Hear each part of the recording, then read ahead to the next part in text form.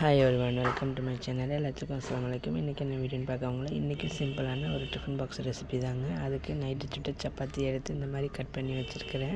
வெங்காயம், தக்காளி உங்களுக்கு வேணுங்கிற நான் 2 வெங்காயம், ஒரு தக்காளி, ஒரு சின்னதாக பச்சை மிளகா கட் பண்ணியிருக்கிறேன் பாதியாக, ரொம்ப காரம் போடாமல். எல்லாத்தையும் தேவையான அளவு எண்ணெய் விட்டு எண்ணெயில் வதக்கிக்கோங்க. வெங்காயம், பச்சை மிளகாய் எல்லாம் போட்டு அதுலேயே கொஞ்சம் வதங்கினதுக்கப்புறம் எடுத்து வச்ச தக்காளியும் ஸ்ப்ரிங் ஆனியன் லீஃப், இது வெங்காய இலை தாங்க, நம்ம வீட்டில் மாடி தோட்டத்தில் வச்சதில் அதில் தான் ஃபஸ்ட் டைம் நான் எடுத்துருக்கிறேன்.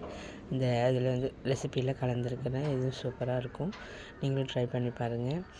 இதை போட்டு தேவையான நல்லா உப்பு போட்டு நல்லா எண்ணெயில் வதக்கிட்டு ஒரு 2 முட்டை, கொஞ்சம் பெப்பர் போட்டுக்கிறேன். இதுக்கு காரத்துக்கு கொஞ்சமாக அந்த ஒரு கலர் கொடுக்கறதுக்காக ஒரு மிளகாய்த்தூள் வந்து ஒரு 1/2 ஸ்பூன் மட்டும் எடுத்துக்கிறேன். அதையும் நல்லா போட்டு நல்லா கிளறி விட்டுட்டு இந்த மாதிரி சுற்றி ரவுண்டாக எடுத்து வச்சுட்டு நடுவில் மட்டும் முட்டையை போட்டு இப்படி கிண்டிகிட்டே இருந்திங்கன்னா முட்டை நல்லா பொடி மாஸ் மாதிரி இப்படி ஆயிரும். அதுக்கப்புறமா நம்ம அந்த கட் பண்ணி வச்சுருக்கிற சப்பாத்தியெல்லாம் எவ்வளோ நீளமாக எவ்வளோ அழகாக இருக்குது பாருங்கள். நல்லா போட்டு நல்லா பரட்டி விட்டுக்க வேண்டியது தான். ஏன்னா முதலே சப்பாத்தி வெந்தது தான். முட்டையும் உப்பு, மசாலா, காரமெல்லாம் போட்டு அதுவும் நல்லா பொடி மாஸ் மாதிரி ஆக்கிட்டோம். நல்லா தீயை வந்து சிம்மில் வச்சுட்டு நல்லா மிக்ஸ் பண்ணி விடுங்க. மிக்ஸ் பண்ணி விட்டிங்கன்னா தான் நல்லாயிருக்கும். ரொம்ப போட்டு கிண்டுனிங்கன்னா இந்த கொதன்னு ஆயிரும். அப்படி பண்ணாமல் நல்லா இந்த மாதிரி பரட்டி விட்டுட்டு ஃபைனலாக கொத்தமல்லி தழை போட்டு இறக்கிடுங்க.